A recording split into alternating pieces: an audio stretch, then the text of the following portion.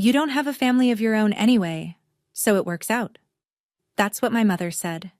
At Thanksgiving dinner, in front of my 2 siblings, their spouses, and 5 children, while announcing that I'd be watching all 5 kids over Christmas. She hadn't asked me. She never does. What she didn't know was that I already had a plane ticket in my bag, and I wasn't going to cancel it. By Christmas morning, her perfect family holiday fell apart in ways she never imagined, and the group chat she used to shame me, it became the very thing that silenced her. Before I go on, if this story speaks to you, hit like and subscribe, and drop a comment with where you're listening from and what time it is there. I'd love to know. I'm Jessica. I'm 27. And this is what happened when I stopped being my family's free babysitter. Now let me take you back to Thanksgiving weekend. The night everything changed. My mother's house sits on a 1/4-acre lot at the end of Sycamore Lane in Millbrook, Virginia. White siding, black shutters, a porch swing that hasn't swung right since 2014. Every holiday, that house smells the same. Roasted turkey, cinnamon sticks simmering on the stove, and the faint burn of something Linda Mercer forgot in the oven because she was too busy directing traffic. That Thanksgiving, all 4 of us were there. Karen, my oldest sister, 35, 3 kids. Derek, my brother, 33, twin 4-year-olds. Their spouses. 5 children under 8, running figure 8s around the dining table. And me, 27, single, sitting in the chair closest to the kitchen because that's where I always end up. Halfway between the family and the cleanup. We were midway through dinner when Mom stood up and clinked her wine glass like she was giving a toast. She smiled at everyone. So, I've been thinking about Christmas. Karen and Brad, you 2 deserve that resort trip you've been talking about. Derek, I know Tina's parents want to see the twins. So here's the plan. She turned to me. Jessica will stay here with the kids, same as every year. I opened my mouth, but Karen was faster. Oh good, she said, sliding her phone across the table toward me. I already printed the allergy list for you. I looked at the printed sheet. Lily's peanut allergy, Ethan's bedtime routine, Noah's eardrops. Laminated, color-coded, like a manual for a new employee. I looked around the table. Derek was cutting his turkey. Brad was pouring more wine. Tina was studying her plate. Nobody flinched. Nobody said, "Wait, did anyone ask Jessica?" So I said it myself. Actually, I have plans this Christmas. Every knife and fork at that table went still. And then my mother said the thing I will never unhear. Plans? What plans? You don't have a family of your own anyway, so it works out. I didn't say anything after that. Not at the table. I just finished my mashed potatoes while the conversation moved on like nothing had happened, because to them, nothing had. The kids went to bed around 8. Karen and Brad took the guest room. Derek and Tina left for their hotel. I grabbed my coat and headed for the front door. Mom caught me in the kitchen. She was loading the dishwasher, which she always does when she wants to have a conversation she can pretend isn't a confrontation. Hands busy, eyes down, voice casual. Jessica, I don't understand what the fuss is about. I told her the truth. I said I'd booked a flight. I'd been planning this for months. I'd already gotten the time off from the clinic. She turned around and looked at me like I'd told her I was joining a cult. A plane ticket. For what? Some beach? She shook her head. You're being dramatic, Jessica. It's just a few days with the kids. It's not like I'm asking you to move a mountain. You didn't ask me at all, Mom. I shouldn't have to ask. That's what family does. From the living room, Karen's voice floated in. Honestly, Jess, I would do the same for you if you had kids. It's what sisters do. I looked back at the kitchen. Derek's chair was empty. He'd already left without a word. I said goodnight. I walked out. The screen door clapped shut behind me and the November air hit my face like cold water. I sat in my car for a full minute before turning the key. My hands were shaking. Not from fear, not from sadness. From the slow, sickening recognition that not a single person in that house had asked me what I wanted. Not once. Not in years. I drove home. I opened my phone. The plane ticket was still there in the app. Outer Banks, December 23rd. I stared at it for a long time. I didn't cancel it. My apartment is a studio above a hardware store on Main Street. 480 square feet. One window that faces the parking lot. A radiator that clangs at 2 a.m. like someone knocking. But it's mine. On the fridge, I had a printout of my approved time-off request from the clinic. December 22nd through the 28th. Signed by Dr. Nguyen 2 months ago. Next to it, a small notebook with a handwritten ledger I'd been keeping since June. 6 months of numbers. Every extra night shift. Every overtime hour. Every home-cooked meal instead of takeout. Every morning I made coffee in my own kitchen instead of stopping at the drive-thru. Every small sacrifice, tallied in blue ink. The total at the bottom of the last page. $2,340. That was my Outer Banks fund. My first real vacation since a high school field trip to Williamsburg when I was 16. 11 years ago. Megan and I had split an Airbnb, a little cottage 2 blocks from the beach. I'd looked at the photos so many times the listing was burned into my memory. White curtains. A porch with 2 rocking chairs. The sound of waves close enough to hear through the screen door. I called Megan. She picked up on the second ring. I told her everything. The announcement, the allergy list, the laminated schedule, the line about not having a family of my own. Megan was quiet for a few seconds. Then she asked me something that cracked the whole thing open. Jess, when was the last time your mom asked you what you wanted for Christmas? Not what you could do for everyone. What you wanted. I opened my mouth to answer. Nothing came out.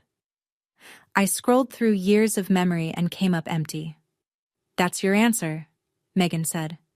The apartment was quiet. The radiator clanged. And on my phone screen, the booking still glowed. Confirmed. Outer Banks, December 23rd. 2 passengers. To understand why I almost canceled that ticket, you need to understand how this started.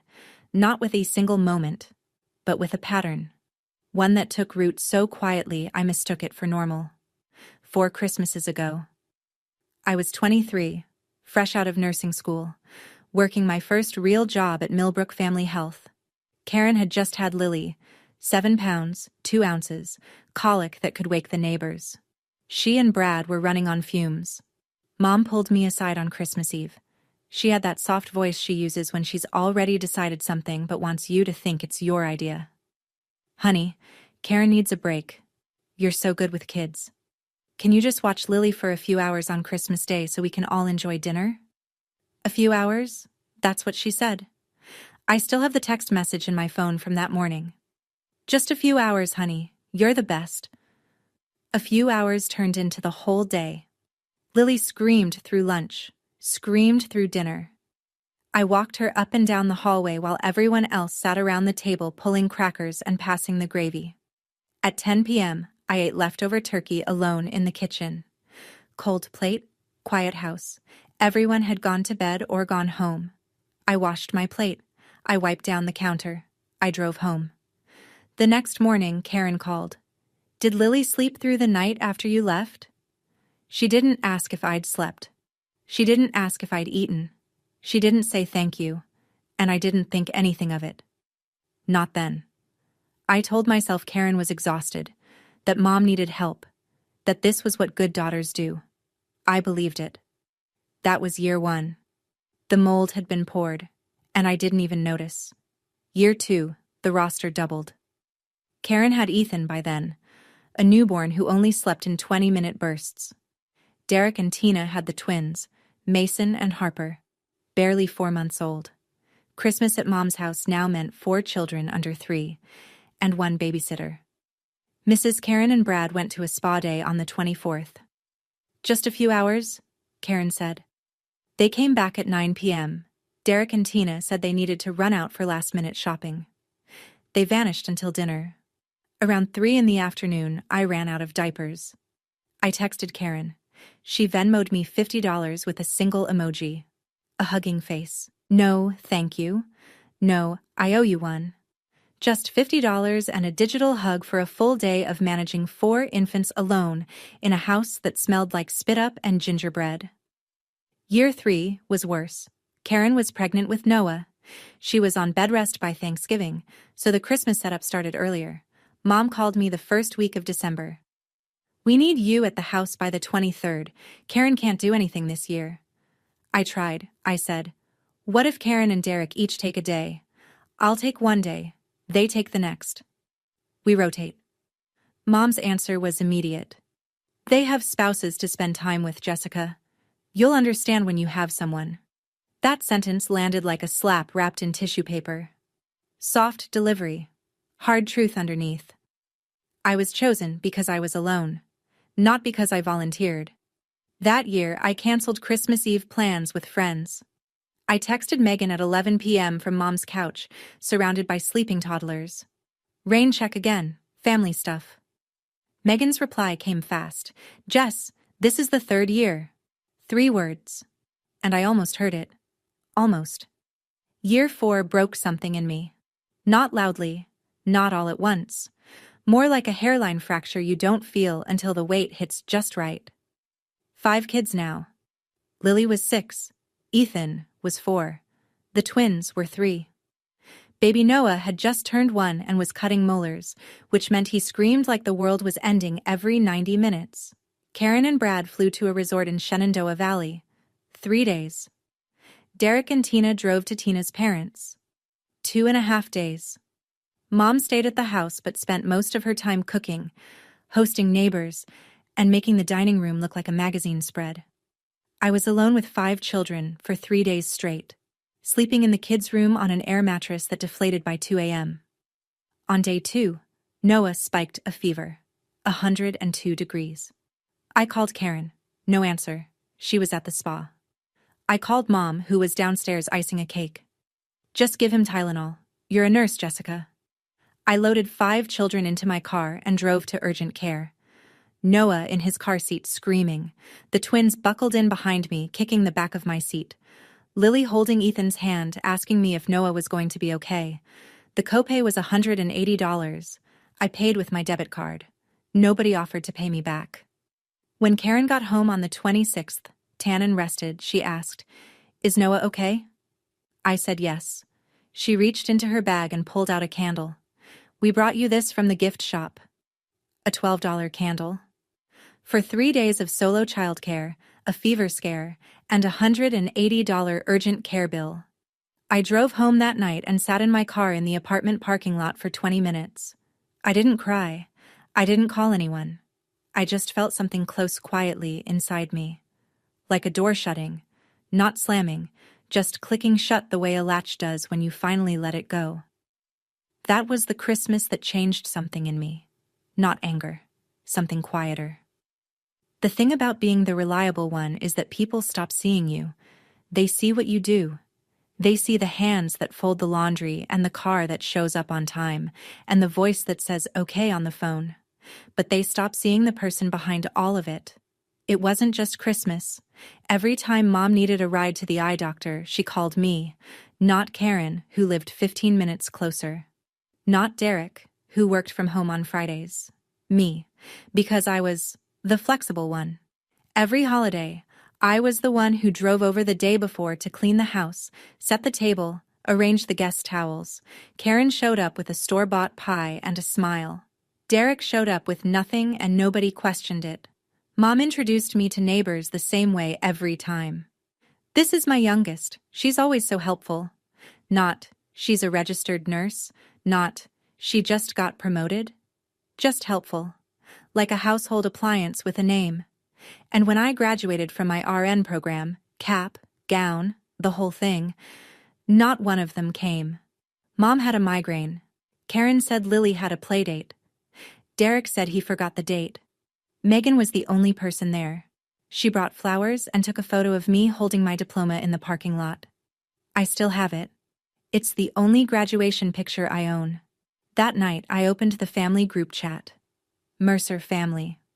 And scrolled. 3 years of messages. Nearly every single one was either Mom assigning me a task or Karen forwarding a to-do list. Doctor appointment reminders, grocery runs, pickup times, babysitting instructions. Not one message in 3 years that said, "How are you, Jessica?" Not one. I used to tell myself they were just busy, but busy people still show up for the things that matter to them. I just wasn't one of those things. So here I was, late November, 4 Christmases deep in a pattern I'd finally named, and on my kitchen counter sat a notebook full of numbers that represented the first thing I'd ever saved for that was just for me. $2,340, 6 months of overtime, 6 months of packing lunches, 6 months of saying no, I'll make coffee at home every single morning. I could recite the math in my sleep. 4 extra night shifts a month at time and a half, minus what I put toward rent, minus groceries, and whatever was left went into the envelope I kept in my sock drawer. Megan and I had planned this trip down to the hour, an Airbnb 2 blocks from the beach, a seafood shack she'd read about online, a sunrise walk on the first morning, rocking chairs on the porch. I hadn't seen the ocean since I was 15. Then my phone buzzed. Group chat. Mom. Jessica, I'm forwarding Karen's list. The kids' schedule is the same as last year. Don't forget Noah's eardrops. Same as last year. Like it was already done. Like I had already said yes. Like the notebook and the overtime and the 6 months of going without didn't exist. Because to her, they didn't. I stared at that message for a long time. 6 months of extra shifts for a trip she didn't even bother to ask about before canceling it in her head. I wonder, if you were sitting where I was, holding that phone, what would you have felt? Have you ever saved for something that was finally, truly yours, and then watched someone treat it like it was nothing? I'd love to hear your story in the comments. I put the phone face down on the table. The screen went dark. For the first time in 4 years, I didn't type okay. 2 days later, Megan and I sat in a booth at Hal's Diner off Route 15 after a 12-hour shift. The kind of tired where the fluorescent lights feel personal. I had a sweet tea. She had a basket of fries she wasn't touching. "So, what are you going to do?" she said. I turned my straw in circles. "I haven't replied to the group chat." "I know. That's not what I asked." I looked at her. "If I go to the beach, my mom will lose it." "Your mom is going to lose it no matter what you do that isn't exactly what she planned." Megan dipped a fry and pointed it at me. "Do you actually want to cancel the trip?" "No." "Then don't. It's not that simple." "It is that simple. You just don't want it to be, because simple means dealing with the fallout." She set the fry down. "Jess, your mom's been mad every time you've wanted anything for yourself. You went to nursing school and she said it was a phase. You moved into your own apartment and she called it a waste of money. Her being upset is not the measuring stick for whether you're doing the right thing." I didn't answer. She was right, and I hated it. "What if they never forgive me?" I said. Megan leaned back in the booth. "What if you never forgive yourself for missing another Christmas of your own?" The diner hummed around us, plates clattering, the cook yelling an order number, a couple laughing by the register. I picked up my tea and took a long sip. "I'm going," I said. "I'm not canceling." Megan smiled. Just barely. Like she'd been waiting a long time to hear me say it. The only question now was whether I'd tell my family before I left, or let them find out on their own. The call came on a Wednesday evening. I was rinsing dishes in my apartment when my phone lit up with a name I didn't expect. Aunt Pauline? Pauline Hayes, my mother's younger sister, retired teacher. Lived alone in Keswick, 40 minutes south. She showed up to family events maybe twice a year, smiled politely, and left early. Most of the family thought she was just private. I'd always sensed it was something more. "Jessica, I hope I'm not catching you at a bad time." "No, Aunt Pauline. What's going on?" She paused. "I saw the group chat. Your mother posted that schedule and tagged you like you're the hired help. I just wanted to check. Are you okay?" I almost dropped the plate I was holding. I'd forgotten Pauline was in the group chat. She never posted, never reacted. I assumed she'd muted it years ago. She hadn't. "I'm okay," I said. "I'm just figuring things out." "I know what that means." Her voice softened. When I was your age, Linda made me organize every family reunion. Invitations, food, cleanup, all of it. I did it for 8 years. Not once did anyone offer to help. And when I finally stopped, your mother told the entire family I was the selfish one. She laughed, but it wasn't a happy sound. Sound familiar? My throat tightened. What did you do? I stopped showing up until they treated me like a guest, not the staff. Took about 2 years. But they came around. I was quiet. She let me be. Whatever you decide, sweetheart, I just want you to know, choosing yourself is not the same as abandoning your family. I whispered a thank you that probably didn't sound like enough. Then, just before she hung up, Pauline added something that changed everything. And Jess, I've been reading that group chat for 3 years. I've seen every message your mother sent about you. You should know that. The line went quiet. My kitchen felt very still. After Pauline hung up, I sat on my couch with the phone in my lap and opened the group chat. I'd read these messages before. Hundreds of them, over 3 years. But I'd always read them the way you read road signs on your daily commute. Background noise, routine, expected. This time, I scrolled with different eyes. Last Christmas, December 24th, 3:14 p.m. I was at urgent care with Noah. 5 kids in tow. And there was my mother, texting Karen in the same group I was in, as if I wouldn't see it.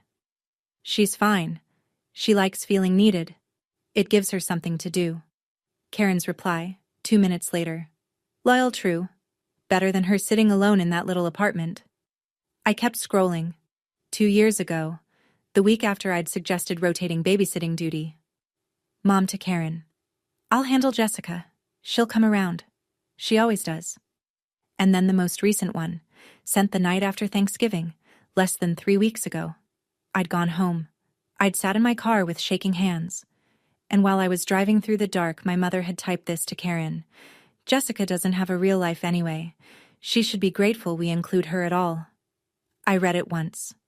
I read it twice. I read it a third time. Slowly. The way you reread a sentence that doesn't make sense until it suddenly makes too much sense. She should be grateful we include her at all. I set the phone down. I pressed my palms flat on my knees and breathed. I didn't screenshot anything. I didn't need to. Those messages were sitting in a group chat that every member of the family, including Aunt Pauline, could scroll through any time they wanted.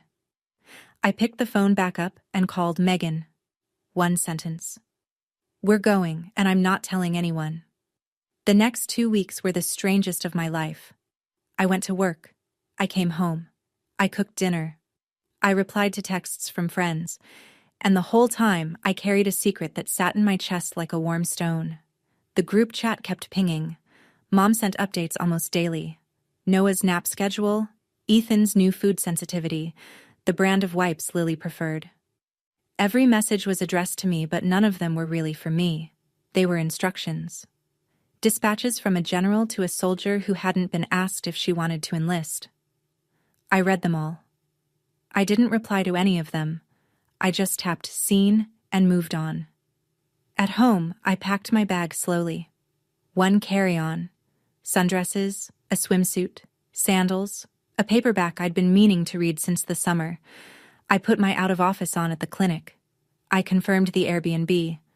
I checked the weather in Outer Banks. Mid-50s, sunny, light wind off the water. Not beach weather for most people. Perfect weather for me.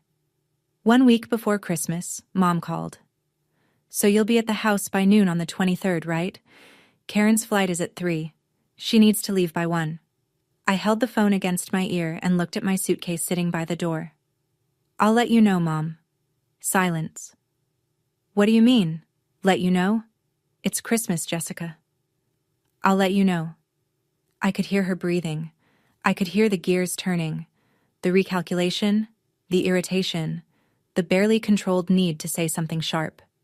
But she didn't push it. Not yet. She thought she had time. She thought I'd come around. I always had before. I hung up, and the apartment went quiet. Just the radiator and the sound of my own breathing, Following through on my own plans felt like the most radical thing I'd ever done. December 21st, our last shift before the break. Megan and I ate lunch in the staff room at the clinic. Plastic chairs, a microwave that smelled like last week's soup, and a window that looked out at the parking lot where my car sat packed and ready. "Are you nervous?" Megan asked, peeling the lid off a yogurt. "A little," I said. "Not about the trip. About my phone on the 23rd. Turn it off." "I can't. What if something's actually wrong with one of the kids?" Megan thought about it. "Then leave it on, but don't pick up unless it's a real emergency. You'll know the difference between panic and guilt trips. You've had enough practice." My phone buzzed on the table between us. Group chat. Mom had sent a photo. The house, fully decorated. Garland on the staircase. A wreath on the front door. A tree in the living room with mismatched ornaments the grandkids had made. Below the photo, her message. "All ready for the family. Jessica, the kids' room is set up. I put the air mattress in there for you too." Megan leaned over my shoulder and read it. She looked at me. "Air mattress. In the kids' room." "Yeah. She set up a bed for you in the room with 5 children." "Yeah. Not the guest room, not the couch. The kids' room, with the crying toddler and the twins who kick in their sleep." I said nothing. Megan sat back. "You know what the Airbnb in Outer Banks has?" "What?" "King beds." She pointed her spoon at me. 2 of them." I laughed. It was the first real laugh I'd had in weeks, the kind that starts in your stomach and pushes everything else out of the way, even if just for a second. 2 days, 48 hours, and I'd be somewhere no one had assigned me to be. December 22nd, 9 p.m., the night before everything. My apartment was dark except for the lamp on the nightstand and the blue glow of my phone. The suitcase sat by the front door like a promise. Alarm set for 5:30. Flight at 8. I called Aunt Pauline. She picked up on the first ring, like she'd been waiting. "Tomorrow?" she asked. "Tomorrow. Are you sure?" "I'm sure." I heard her exhale, slow and steady, the way someone breathes when they've been holding something in for a while. "Good. I'll be watching the group chat. And if it gets ugly, you call me." "Aunt Pauline?" "Yeah, sweetheart." "Do you think I'm wrong?" She didn't hesitate. "Wrong for what? For having a life?" A pause. "Honey, the only wrong thing would be spending another Christmas being someone's free help while pretending it's love." I pressed my forehead against the window. The street outside was empty. A thin frost was forming on the windshields in the parking lot. "Get some sleep," Pauline said, "and take pictures of that beach for me." We hung up. At 9:47, my phone rang again. Mom. I let it go to voicemail. Her message was 22 seconds long. I played it once. "Jessica, Karen's dropping the kids' bags off at my place tomorrow morning. Be here by noon. Don't be late." "No, please." No question mark. Just an order, delivered in the same tone she used to tell me to set the table when I was 12. I listened to it one more time. Then I deleted it. I lay down, pulled the blanket up, set my alarm, closed my eyes. The wind scraped against the window. The radiator clanged once, then settled. Tomorrow morning I would be at the airport, and my family would be waiting at the door. 5:30 a.m. The alarm went off in the dark. I didn't hit snooze. I was already awake.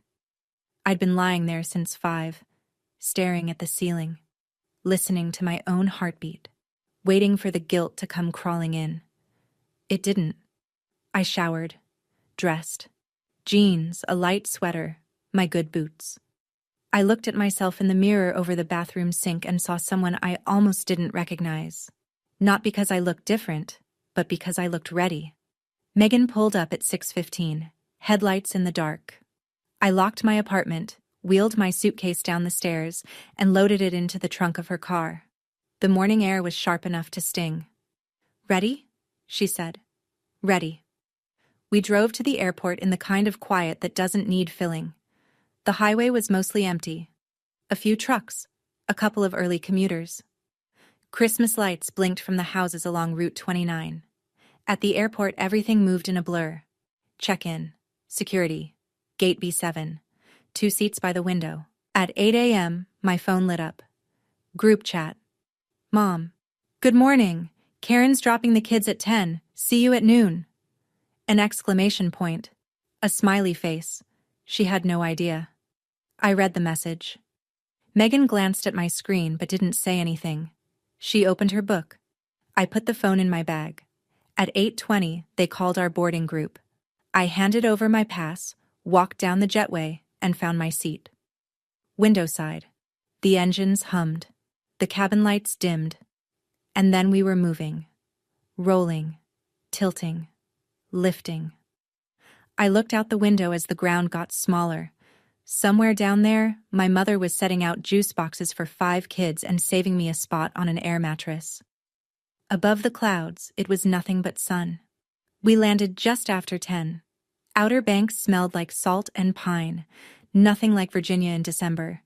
The air was cool, but there was warmth underneath it, the kind that comes off the water when the sun's been on it all morning.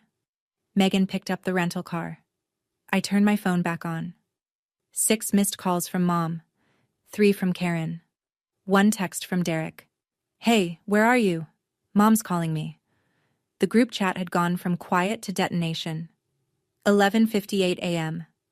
Mom. Jessica, where are you? Karen's already gone. The kids are here. Call me. 12:03. Mom again. This is not funny. I'm calling you. 12:07. Mom. All caps. Jessica, answer your phone. I stared at the screen. Megan was loading our bags into the trunk and pretending not to watch me. At 12:12, Mom called again. I picked up. Jessica, where are you? Karen left an hour ago. The kids are... I'm not coming, Mom. 3 seconds of silence. I counted. I told you I had plans, I said. Merry Christmas. I hung up. My hands were steady. My voice had been steady. And the quiet afterward, standing in a parking lot in Outer Banks with the sound of seagulls overhead and sand blowing across the pavement, felt like the first honest silence I'd had in years. 12:20. The group chat erupted. Mom. She's not coming. She left. She left us with 5 children. Karen, from wherever her flight had taken her. What? This can't be happening. I can't cancel my flight. Derek. Wait, seriously? I locked my phone and slid it into my pocket. Megan opened the driver's side door and looked at me over the roof of the car. Beach? She said. Beach. The ocean was 7 minutes away. My family was 300 miles behind me. Karen didn't make it to the resort. I found out later through the group chat, which I read but didn't respond to, that she'd been at the gate when Mom's call came in. Her flight was boarding. Brad was already in his seat. And Mom was on the other end of the line with 5 kids screaming in the background saying, You need to come back. Jessica isn't coming. I can't do this alone. Karen called Brad from the gate. I can only imagine how that conversation went, because what showed up in the group chat was Karen's version, filtered through fury. I had to leave the airport. The resort was $1,200, non-refundable. The change fee on my ticket was $400. That's $1,600 gone because Jessica decided to take a vacation. Brad apparently didn't share her sympathy for Mom. Karen posted in the chat, Brad says this is our problem, not Jessica's. He says he told me this would happen. He literally said, You can't keep dumping your kids on your sister and expect her to say yes forever. I read that message 3 times. Brad, who I'd never heard say more than pass the rolls at Thanksgiving, had said that, out loud. To Karen. By 2 p.m., Karen was back at Mom's house, bags still packed, mascara smudged, standing in the foyer with 5 children who wanted to know why Aunt Jess wasn't there. And that's when Karen asked the question nobody had thought to ask before. Mom, did Jessica actually say she would watch them? Silence. She didn't need to say it, Mom said. She always does it. Karen stared at her. Mom, that's not the same thing. 1 sentence, and in that sentence a crack appeared, thin, quiet, almost invisible. in the wall my mother had spent 4 years building. Derek had always been the quiet one. Not quiet in a thoughtful way. Quiet in a convenient way. The kind of quiet that lets you sit through 4 years of someone being used and never have to say the uncomfortable thing. But on December 23rd, his wife said it for him. Derek and Tina were 2 hours away at her parents' house when Mom called. I pieced this together from his messages in the chat. "Mom wants us to come back," Derek posted. "She says she can't handle the kids alone." Tina apparently took the phone. What came next wasn't from Derek. The tone was too direct, the punctuation too clean. Linda called and told Derek to drive back to help with the kids. "We just got here. My parents cooked all day. We're not leaving." Then, 20 minutes later, Derek posted again. And this time I could tell Tina was standing over his shoulder because he wrote something I'd never seen him write before. An actual opinion. "Mom, I think we need to talk about this after Christmas. Jessica might have a point." Mom's reply was instant. "A point? She abandoned this family on Christmas Eve." Derek didn't respond, but Tina did. Not in the group chat. She texted me privately. I didn't see it until later that night, sitting on the porch of the Airbnb with a blanket over my knees and the ocean a block away. "Hey Jessica, it's Tina. I want you to know something. We pay our babysitter $20 an hour. You watched 5 kids for 3 days last Christmas. That's over $700 in free labor. And your mom called you selfish for stopping. I just want you to know, you're not the selfish one." I read it twice. Then I held the phone against my chest and listened to the waves. My mother has always been good at one thing above all else, controlling the story. She did it when Dad left. She did it when Pauline pulled away. And on the night of December 23rd, she did it again. I was sitting in a small seafood restaurant near the pier, sharing a plate of shrimp with Megan, when my phone started buzzing with numbers I hadn't seen in months.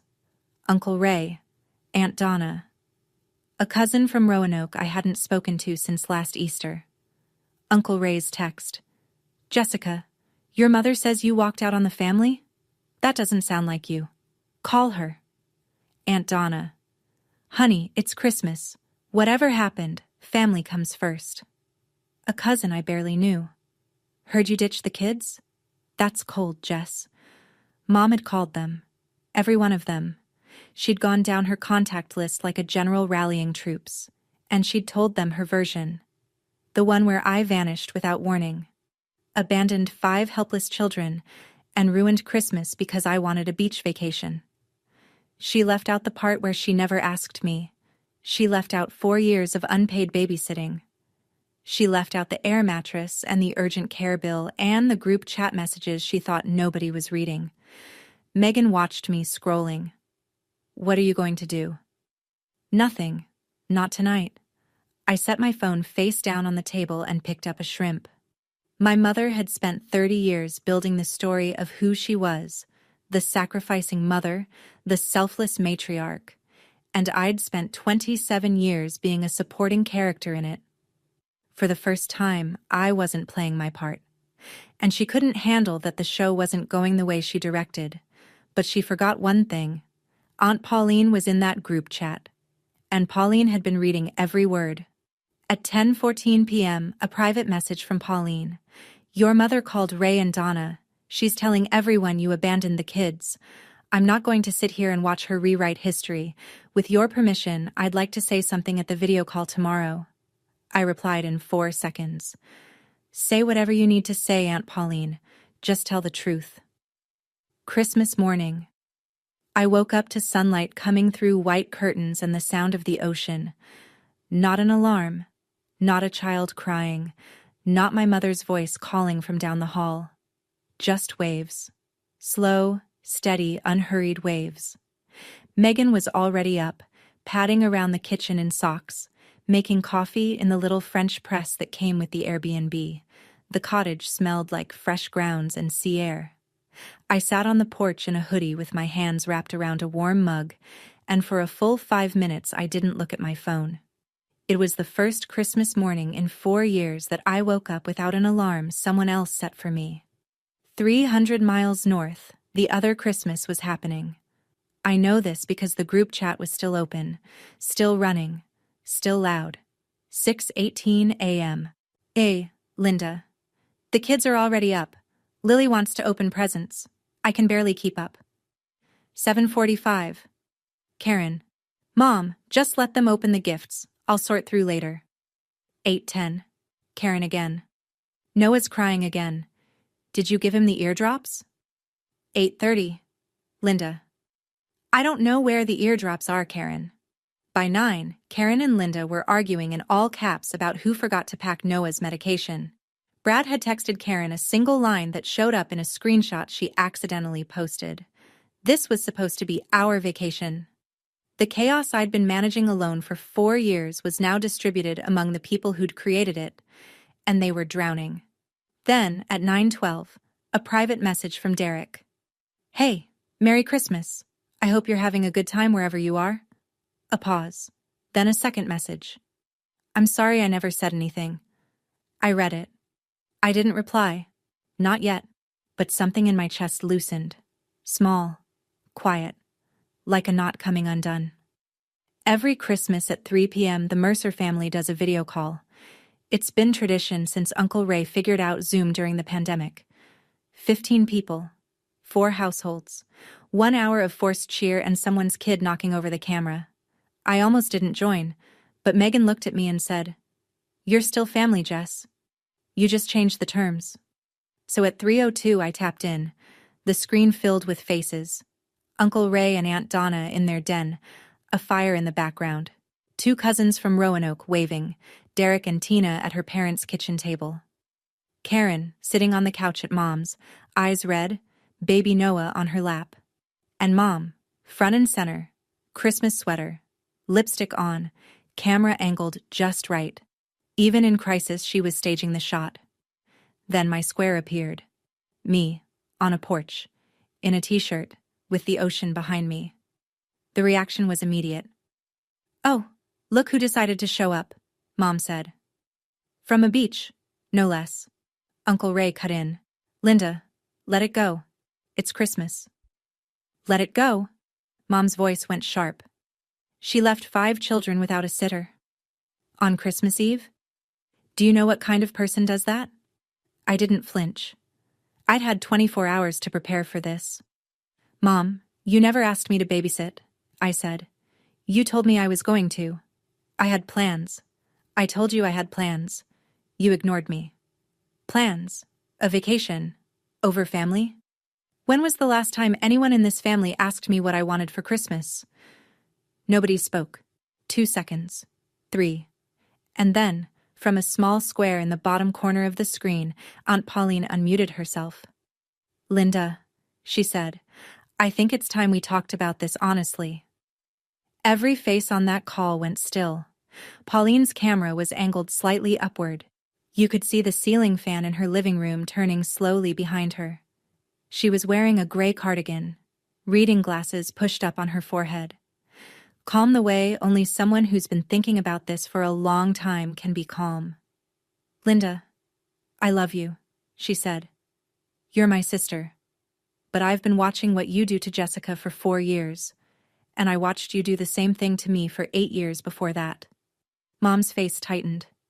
Pauline, this is not about you. Uncle Ray's voice, firm. Linda, let her finish. Pauline continued. I'm in the family group chat. I've read every message, every schedule you sent Jessica without asking, every list Karen forwarded like Jessica was on payroll, and I've seen how you talk about her when you think she isn't paying attention. What are you talking about? Do you want me to read it, Linda? Pauline's voice didn't waver. Because I saved screenshots. Not because I was building a case. Because when I read those messages, I felt sick. And I wanted to remember what it looked like. So I'd never let it happen to anyone else in this family. Pauline, don't you dare. 3 weeks ago, after Thanksgiving, you wrote to Karen. The screen froze. Not technically. Nobody lost their connection. but every single square on that call went motionless. 15 people, 15 tiny rectangles of silence. Pauline paused. She was giving my mother one last chance to stop it herself. Mom said nothing. Watching that call from my porch in Outer Banks, I held my breath. Because I knew what was coming. I knew what those messages said. And in a few seconds, so would everyone else. And I wondered, have you ever had a moment where the truth you'd been afraid of was about to be said out loud by someone you didn't expect? What did that feel like? I'd genuinely love to know. Share it in the comments. Pauline adjusted her glasses, and she began to read. Last Christmas, Pauline said, December 24th, 3:14 p.m., while Jessica was driving 5 children to urgent care because Noah had 102 fever, you wrote this to Karen. She read it slowly, every word precise. She's fine. She likes feeling needed. It gives her something to do. Nobody moved. Karen replied, and I quote, LOL true, better than her sitting alone in that little apartment. On the screen, Karen closed her eyes. Pauline kept going. 2 years ago, after Jessica suggested rotating babysitting duty, you wrote to Karen, I'll handle Jessica. She'll come around. She always does. Mom's mouth opened, but nothing came out. And this one, Pauline said. Her voice dropped half a register. 3 weeks ago, the night after Thanksgiving, after your daughter told you she had plans, and you laughed in her face. You typed this. She held up her phone to the camera so everyone could see the screenshot. Then she read it aloud. Jessica doesn't have a real life anyway. She should be grateful we include her at all. Silence. Not the polite kind. Not the kind where someone's about to change the subject. The kind that presses in from every direction. Heavy. Total. Suffocating. 15 squares on a screen. No one typing. No one shifting. Somewhere in my mother's living room, the furnace clicked on. Through her microphone, I heard something I'd never forget. The soft, barely audible sound of snow falling against the window. 5 seconds. 10. The longest silence in the history of the Mercer family. Uncle Ray broke it. His voice was low, careful, like a man choosing every word on purpose. Linda, is that true? Did you write that? My mother's eyes were wet. Her mouth moved. It was taken out of context. And from the couch behind her, Karen said, Mom, I was in that chat. I read them too.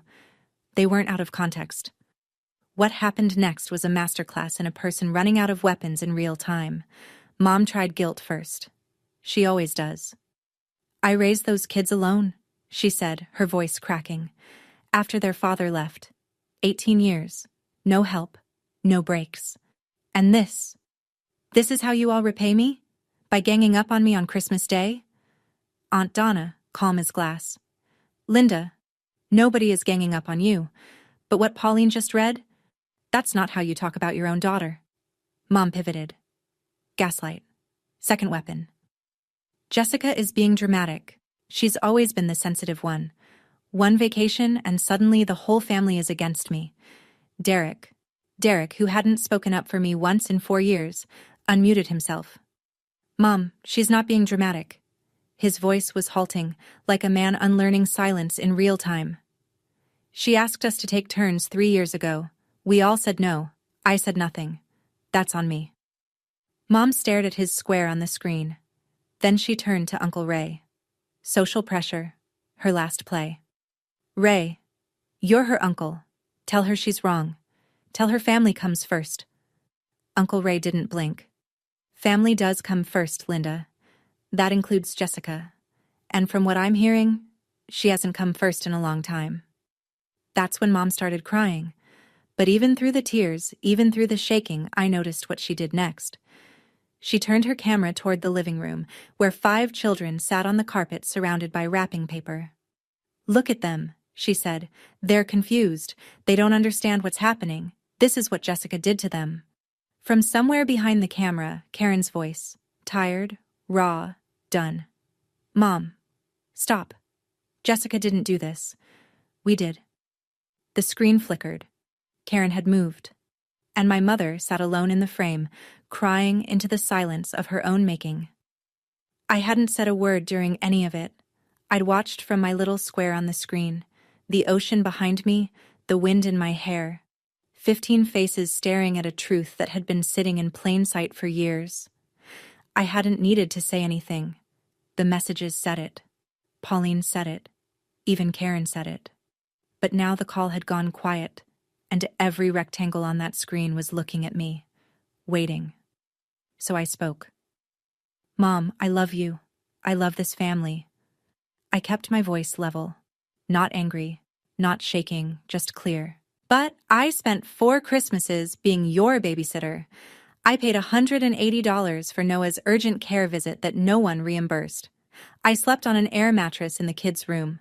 I canceled plans, skipped holidays with friends, and worked extra shifts all year so I could afford one vacation. And you announced I'd be watching the kids without ever asking me." I paused.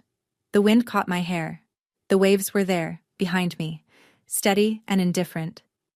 "You said I don't have a real life?" I looked straight at the camera. "But I do.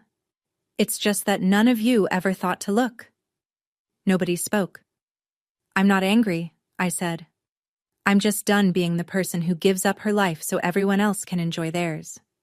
If you want me at Christmas next year, I'll be there. As family, not as staff." The silence held for a long time. Then, from her small square in the corner, Pauline. "Well said, sweetheart." Mom's voice, when it finally came, was small. Smaller than I'd ever heard it. "I didn't know you felt that way." And I said the only thing left to say. "You didn't ask." Uncle Ray was the one who wrapped it up. "I think we all have some thinking to do," he said. "The kind of sentence a man says when he knows the room needs an exit and nobody else will build one." One by one, the squares said their goodbyes. Quiet ones. Aunt Donna waved. The cousins from Roanoke murmured, "Merry Christmas," and clicked off fast. Derek gave a small nod before his screen went dark. Karen didn't say anything. She just looked at the camera for a second, then reached forward and ended the call. Mom turned off her camera without a word. I sat on the porch for a long time after the screen went black. The sun was dropping toward the waterline, turning the sky the color of copper and apricot. Somewhere down the block, someone was grilling. The smell of charcoal drifted up with the salt air. Megan came out with 2 mugs. Chamomile tea, because she knows I don't like coffee afternoon. She sat in the chair next to mine and didn't ask how it went. She'd heard most of it through the screen door. I waited for the guilt to hit. That familiar voice. The one that had whispered for 4 years. "You should have just gone. It would have been easier." But it didn't come. Instead, I felt something I hadn't felt in years. Space. Room to breathe. Like I'd been holding my breath for 4 Christmases and finally, slowly, completely exhaled. At 7 p.m., a text from Karen. "Jess, I'm sorry about the candle comment. And the allergy list. And all of it. I should have said thank you. I should have said it years ago." I didn't reply. Not yet. I needed time. At 7:30, Pauline. "Merry Christmas, sweetheart. I'm proud of you." I typed back. "Merry Christmas, Aunt Pauline. Thank you for telling the truth." Then I put the phone away and listened to the ocean until the sky went dark. Megan and I flew back on the 27th. The Outer Banks airport was small and half empty, and we boarded a regional jet that smelled like recycled air and peanuts. I slept the whole way. First unbroken sleep I'd had in days. When I got back to my apartment, everything was exactly as I'd left it. Quiet, clean, the lamp on the nightstand still on from when I'd left in the dark 4 days earlier. Over the next week, the fallout arrived in pieces, like mail you know is coming but still flinch at when it lands. Karen lost $1,600, $1,200 on the non-refundable resort, $400 in flight change fees. She and Brad had what she later described as the worst fight we've had since the twins were born. Brad told her what he'd apparently been thinking for years, that relying on me every Christmas wasn't generosity, it was entitlement. By New Year's, they'd started looking for a professional babysitter, a paid one, Derek Venmo'd me $180 on December 29th. No note, no message, just the number, the exact amount of Noah's urgent care copay from last year. I stared at it for a while. It was the first time anyone in my family had acknowledged that Bill existed. Tina texted me separately. I told Derek he needs to step up. No more sitting on the sidelines. I'm sorry it took this long. Uncle Ray called me the day after New Year's. I'm glad you spoke up, Jessica. Your mother means well, but she's been so focused on keeping up appearances that she forgot to actually see you. And Mom? Mom didn't call. Not that week. Not a word. The woman who'd texted me daily about nap schedules and eardrops and allergy lists had gone completely, totally silent. That silence said more than 4 years of messages ever had. She called on January 3rd. 10 days of silence, and then her name on my screen at 2 in the afternoon, right when I got home from a shift. I almost let it ring. But I picked up. Because the version of me that answers the phone for her mother isn't gone. She's just not the only version anymore. Jessica. Her voice was careful, rehearsed, like she'd practiced the opening line. I've been thinking, and I know I said things that weren't fair. I noticed she said, weren't fair. Not, were wrong. A small difference, but it told me everything about where she was. I need you to understand, she continued. After your father left, I had to hold everything together. By myself. No one helped me, and somewhere along the way, I got used to counting on you. Maybe too much. I understand that, Mom, but understanding why you did it doesn't mean it was okay. A long breath on the other end. Pauline read those messages in front of everyone, she said. And here it was. The real wound. Do you know how humiliated I felt? I closed my eyes. Mom, I know exactly how that feels, because that's how I felt every time you announced my plans in front of the family without asking me. Silence. The kind that sits between two people who love each other and have finally run out of ways to avoid the truth. I'm sorry, Jessica. Her voice cracked. I am. I should have asked. I should have seen what you were giving up. Thank you, Mom.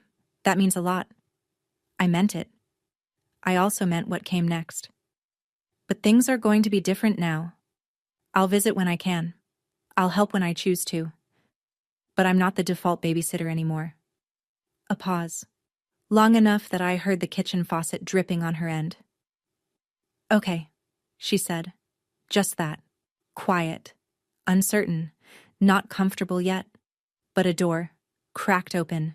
Barely, from the other side. The first test came 2 weeks later. I drove to Mom's house for Sunday dinner. First time since Thanksgiving. I told myself I'd stay 2 hours.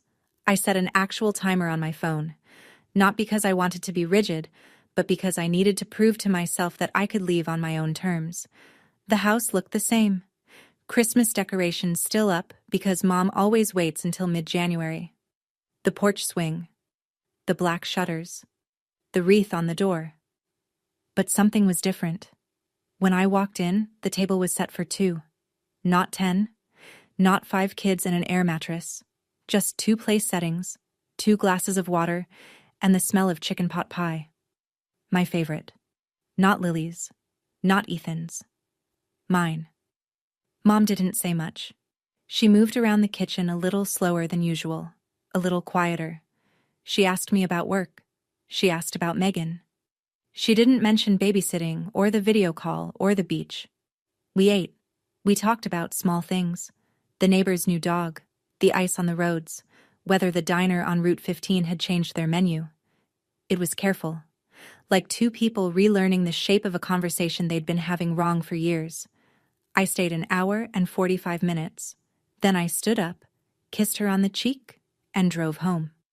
2 days later, Karen called. Hey Jess, we're looking for a sitter for Valentine's weekend. Do you know anyone good? We're willing to pay this time. I gave her the name of a coworker from the clinic. Karen booked her. $20 an hour. No laminated list. Just a normal transaction between a parent and a professional. On my birthday in January, Derek texted the group chat. Happy birthday, Jess. Dinner on me this weekend? First time in 27 years anyone in that family offered to take me out instead of the other way around. I didn't burn any bridges. I just stopped crossing the ones that only went one way. It's February now. The snow outside my apartment window is starting to melt. Slow drips from the gutter, little rivers running down the parking lot toward the storm drain. Spring's not here yet, but you can feel it getting closer. On my fridge, there's a new photo. Me and Megan on the porch of that Airbnb in Outer Banks, coffee mugs raised, the ocean blurred and blue behind us. Next to it, a picture of me and Aunt Pauline from New Year's, her arm around my shoulder. Both of us laughing at something I can't remember now, but it doesn't matter. What matters is that I look happy, genuinely happy, not the performing kind. My mother and I aren't fixed. We may never be. She still slips sometimes, a comment about how it would be nice if you visited more, a pause on the phone that feels like a guilt trip loading, but she catches herself now. Or at least, she tries. And I've learned that trying, even clumsily, is more than I got for 27 years. For a long time, I thought love meant making yourself useful, that if I stopped helping, I'd stop mattering. But here's what I learned sitting on a porch in Outer Banks on Christmas morning while my family scrambled 300 miles away. The people who only value you when you're useful don't value you at all. And the ones who love you, really love you, will still be there when you stop performing. If you're the one in your family who always says yes, the one who cancels plans, covers the cost, watches the kids, sets the table and clears it, and nobody ever asks what you need, I just want you to know this. You're allowed to stop. Not because you don't love them, but because you love yourself enough to finally take up space. That's my story. If it reminded you of yours, I'd love to hear it in the comments. What would you have done? Boarded that plane or stayed? And if you've already drawn a line with your own family, how did it go? Every story down there helps someone else feel less alone. If this one meant something to you, hit like and subscribe. It genuinely helps more people find these stories when they need them. And if you want another one just like this, check the link in the description. Trust me, that one hits just as hard. Thank you for listening. Take care of yourself.